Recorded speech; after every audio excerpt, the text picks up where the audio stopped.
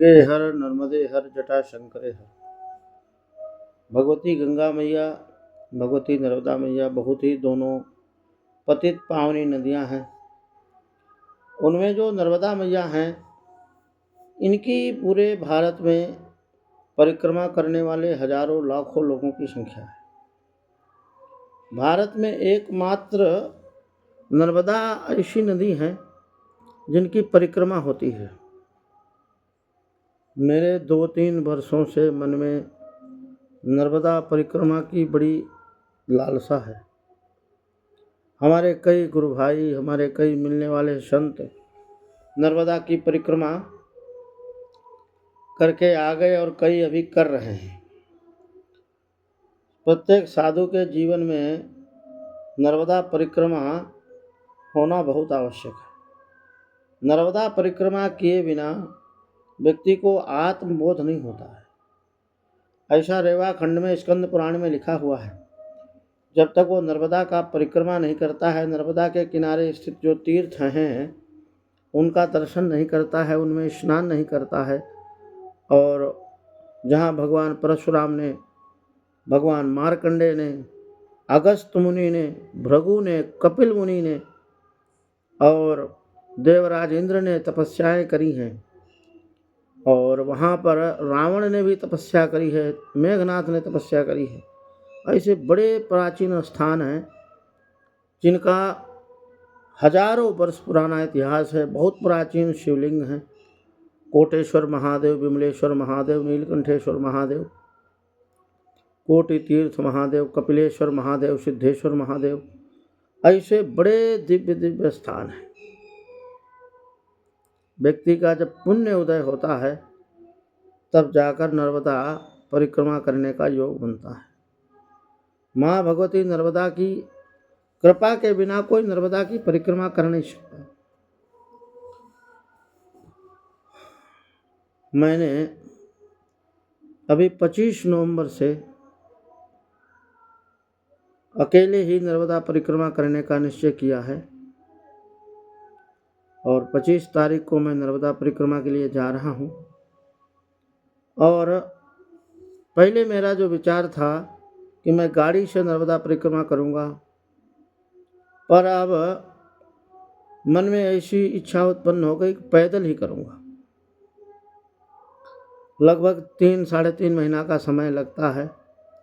बहुत आराम से करो तो 4 महीने में पूरी हो जाती है। तो नवंबर अभी चल रहा है, 25 नवंबर से आरंभ करूँगा तो मार्च तक ये भगवती जगदम्बा नर्मदा मैया के आशीर्वाद से ये यात्रा संपन्न हो जाएगी। और मेरे साथ में एक संत और हैं।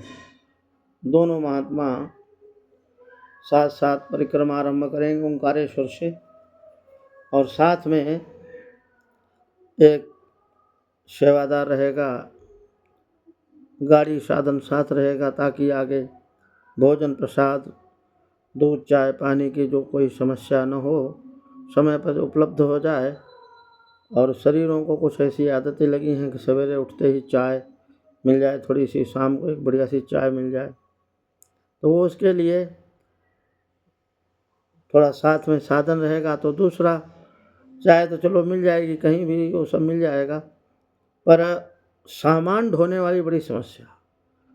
10-12 किलो सामान हो जाता है, कपड़े हो जाते हैं, और टॉर्च है, साबुन, मंजन, तेल, सारा कुछ साथ रहता है, भगवान है, पूजा की सामग्री है, तो थैला बहुत बड़ा हो जाता है। और रात्रि में बिछाने के लिए भी सामान चाहिए होता है, तो वो एक चटाई टाइप का फोम का आता है, वो सब वो लाद करके चलना, वो कंधे दुखने लगते हैं। तो मैंने विचार किया कि सामान जो है गाड़ी में रहेगा और यात्रा पैदल करेंगे दोनों महात्मा।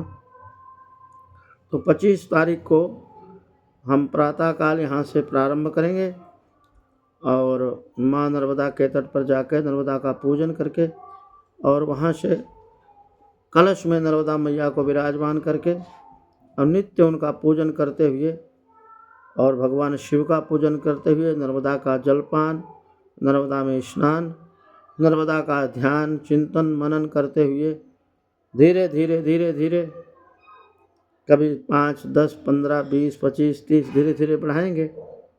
अब इतने वर्षों से यात्रा करी नहीं है, पैदल चले नहीं हैं, तो थोड़ा शरीर को कष्ट तो होगा, पर वो 10, 12, 15 दिन जितने पाप हैं वो दर्द के रूप में बाहर निकल के भाग जाएंगे। कभी पैर दुखेंगे, कभी कमर दुखेगी, कभी घुटने दुखेंगे, तो पाप निकल निकल के भाग जाएंगे। 10-15 दिन में अभ्यास हो जाएगा। पहले थोड़ा थोड़ा चल लेंगे, 10 दिन ज़्यादा लग जाएंगे, कोई बात नहीं, पर पैदल ही करूँगा। माँ भगवती की इच्छा है कि मैं पैदल ही करूँ, तो मन में उन्होंने ही मेरी इच्छा उत्पन्न करी, और अभी मैं चल सकता हूँ तो मैंने मन बनाया कि चलो परिक्रमा, तो सब तीर्थों का दर्शन पूजन जगह जगह पैदल में ही जो आनंद है वही आनंद है। हजारों संत कर रहे हैं, तो 25 तारीख को प्रातःकाल नर्मदा मैया का दर्शन के लिए, उनकी परिक्रमा के लिए प्रस्थान करूँगा। और कोई साधु संत हमारे साथ चलना चाहें तो चल सकते हैं। गृहस्थियों की तो बस की बात नहीं है। गृहस्थी कोई 2-3 महीना 4 महीना अपना परिवार छोड़ नहीं सकता, ना उसके बस की बात है। इसलिए तो हम लोग सन्यासी हो गए। कहीं भी जाने के लिए किसी से पूछने की जरूरत नहीं पड़ती, जहाँ मर्जी चल दो, उठा करके डंडा उठाया और चल दिए।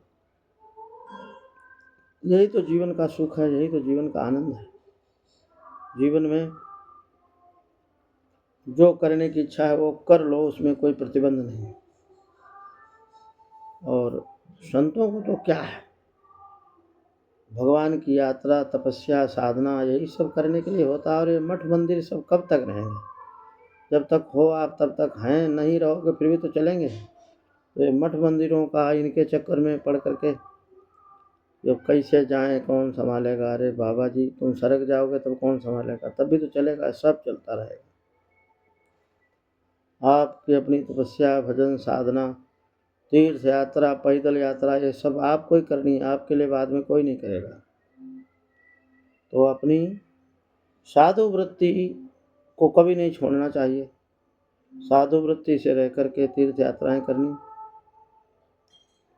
और सन्यासी का तो परम कर्तव्य है, तीर्थों में जाए, दर्शन करे, उनका भगवान का आशीर्वाद प्राप्त करे, अपनी साधना को बढ़ावे, अपनी तपस्या को बढ़ावे। ये सब काम निरंतर जीवन में होते रहने चाहिए। साथ साथ में सामाजिक कार्य भी होते रहने चाहिए, और बीच बीच में तीर्थ यात्राएं भी होती रहनी चाहिए।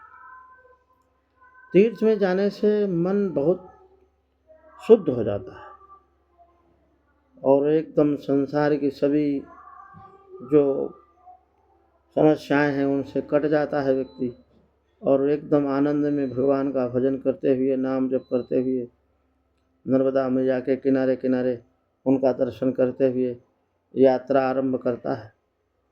तो वो जो जीवन है वो सत्य की खोज कराने वाला जीवन है। नर्मदा की परिक्रमा करने से व्यक्ति को अपने जीवन की पूर्णता की प्राप्ति होती है, सत्य की खोज होती है, और भगवान के जो दिव्य धाम है, दिव्य तीर्थ हैं, उनका सबका दर्शन होता है। और भगवान भोलेनाथ के आशीर्वाद से, माँ नर्मदा के आशीर्वाद से यह यात्रा संपन्न होगी। और वही ये कराने वाले, वही आदेश देने वाले हैं, उनकी इच्छा बिना कुछ होता नहीं है। तो सभी के आशीर्वाद से, सभी की मंगल कामनाओं से मैं ये यात्रा 25 नवंबर को आरंभ कर रहा हूँ प्रातःकाल, और माँ नर्मदा का आशीर्वाद से ये यात्रा संपन्न होगी। नर्मदा मैया की जय।